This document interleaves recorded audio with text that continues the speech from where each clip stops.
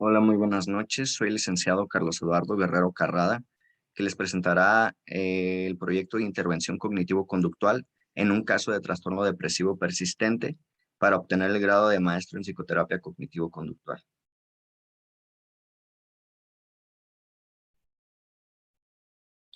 Como justificación del proyecto, se realiza para las materias supervisadas por la maestra Dulce Calleros, em, el mantenimiento, manejo de recaídas y seguimiento y la supervisión de casos.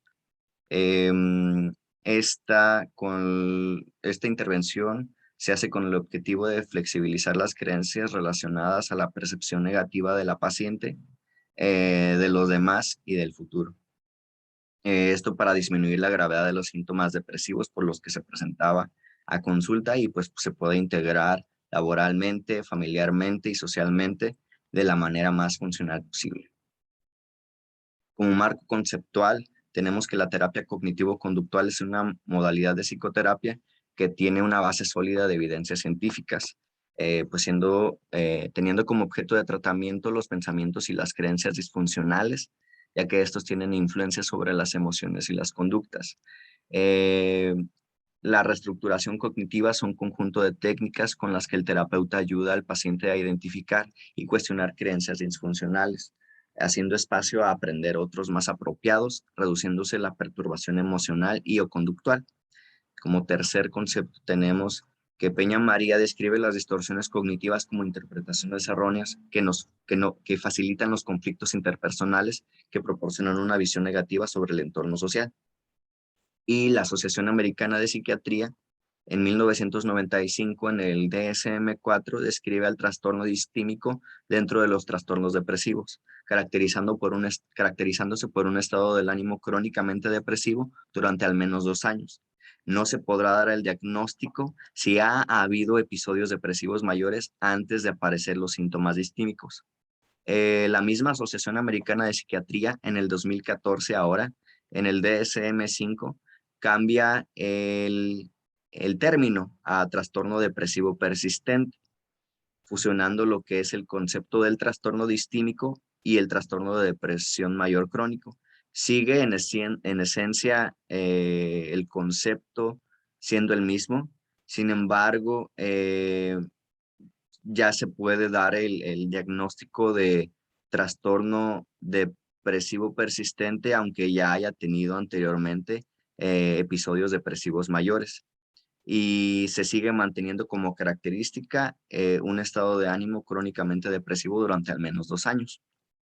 Como objetivos terapéuticos, estos son los que se tenían originalmente en la terapia cuando se inició la materia. Sin embargo, ya les mencionaré cómo se fue estructurando las sesiones posteriormente. Con objetivos terapéuticos, disminuir sensibilidad a los estímulos que producen ansiedad, flexibilizar las creencias, disminuir el aislamiento, aumentar la autoeficacia, aumentar la asertividad, aumentar la independencia, iniciar un proyecto laboral, disminuir el estado de ánimo deprimido, regular el patrón del sueño, aumentar el nivel de energía, reestructurar el autoconcepto, aumentar la concentración, desarrollar habilidades para la toma de decisiones, generar esperanza, aumentar el control emocional. Todos estos fueron planeados junto con la paciente, fueron determinados junto con ella. Como metodología, en el motivo de consulta, tenemos que es una paciente de 52 años que acude por referir dificultad para conciliar el sueño 3 meses antes de la primera consulta y se demora en dormir en promedio 2 horas después de acostarse en su cama. Los episodios se presentan a diario, la despierta cualquier estímulo y no puede volver a dormir. Ha recurrido al uso de medicamentos antihistamínicos automedicados como la doxilamina, que es el Tapsin, un antihistamínico de primera generación que provoca somnolencia, y agrega que no nota un sueño reparador y que a pesar de no poder dormir no tiene ganas de levantarse. Ha presentado episodios similares desde hace 3 años aproximadamente. Y también ha acudido a médico general, quien le ha descartado patología orgánica justificante del problema.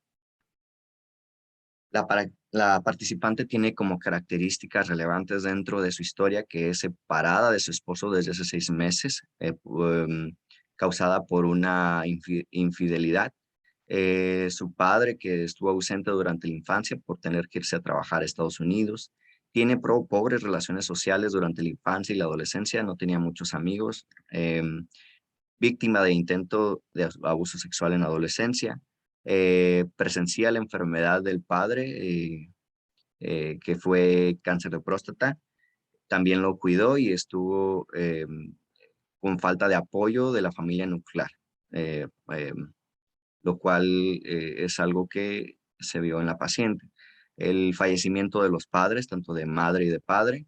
Él tuvo conflictos con sus hermanos por herencia, se enfermó de COVID-19, tuvo aislamiento durante la pandemia y pensamientos de ambivalencia a regresar con la expareja.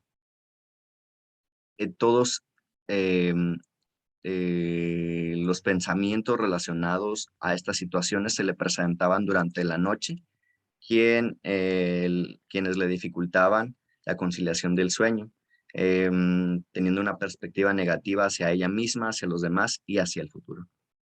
Como instrumentos, ahorita no voy a profundizar tanto porque los veremos en los resultados, pero se utilizó el inventario de ansiedad de Beck, de depresión de Beck, la índice de severidad de insomnio, el cuestionario de solución de problemas sociales, el cuestionario de modos de afrontamiento y el cuestionario de personalidad SCID-2.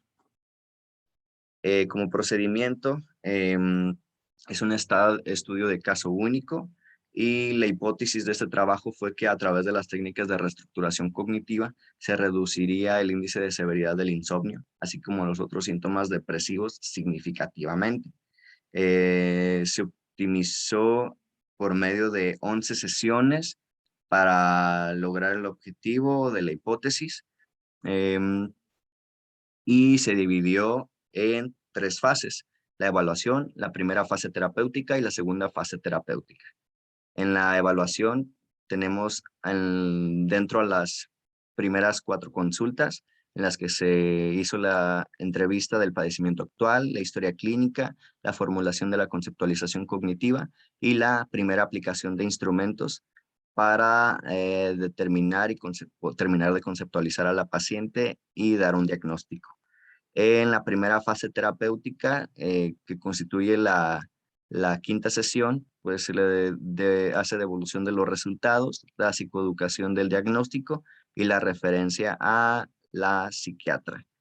En la segunda fase terapéutica se brinda lo que es atención a los pensamientos automáticos disfuncionales, dándosele psicoeducación de la tabla de registro de pensamientos disfuncionales a partir de la sexta consulta hasta la última. También se da una introducción a la reestructuración cognitiva aplicando lo que es el debate socrático, y también este debate socrático se va dirigido o va encaminado a 2 distorsiones cognitivas que le causaban mucha ansiedad a la paciente dentro de la tabla de registro de pensamientos disfuncionales que se identificó durante las consultas. Me hubiera gustado que no se fuera enojado con la vida, y hablando de su papá, y su papá debería apoyar a su hija hablando de su expareja. También se hizo una segunda aplicación de instrumentos como control para saber si habíamos cumplido y la reducción del índice de severidad de insomnio, así como los otros síntomas depresivos significativamente.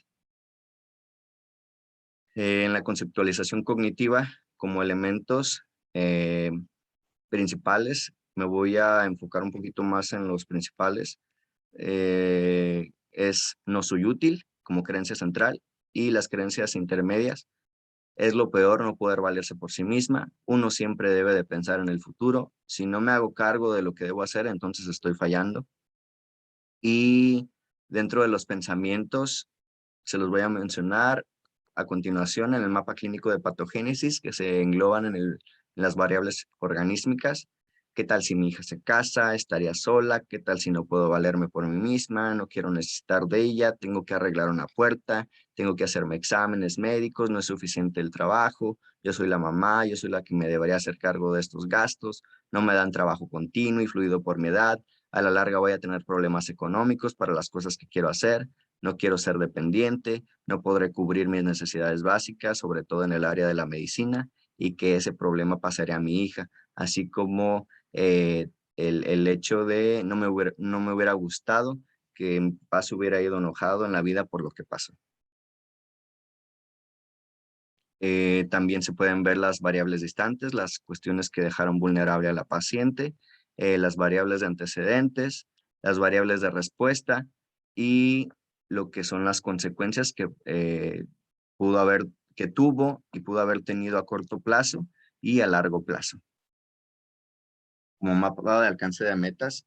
Lo logrado durante la terapia es la reestructuración cognitiva por medio del diálogo socrático y el registro de pensamientos disfuncionales, y pues también dándole una respuesta racional a estos.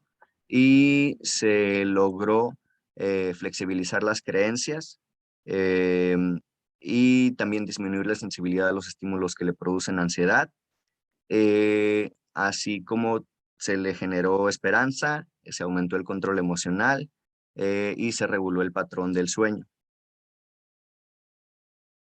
Los resultados en la evaluación inicial, haciendo una comparación, primero se ve que en el inventario de depresión de Beck eh, tiene un resultado de 36 puntos que se interpreta como depresión grave. En la inventario de ansiedad de Beck tiene un resultado de 33 puntos que se interpreta como ansiedad grave. En el índice de severidad de insomnio tiene un resultado de 27 puntos, interpretándose como insomnio clínico grave. En el cuestionario de solución de problemas, la paciente presenta un alto puntaje, lo cual refleja una perspectiva de dificultad elevada de solución de problemas de la vida cotidiana. Y en el cuestionario de modos de afrontamiento, en las subescalas, presenta como autocontrol el principal modo de afrontamiento que tiene la paciente, seguido del de huida, evitación. Y el cuestionario de personalidad tuvo un valor significativo para trastorno límite de la personalidad, o sea, 11 reactivos de 15 orientados a este trastorno mencionado.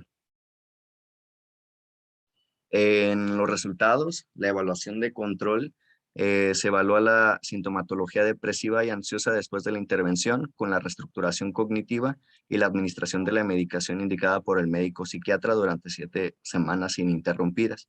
Y se utilizaron nuevamente las siguientes herramientas, que son 3: el inventario de depresión de Beck, que tiene un resultado de 0 puntos, el cual se interpreta como un resultado normal.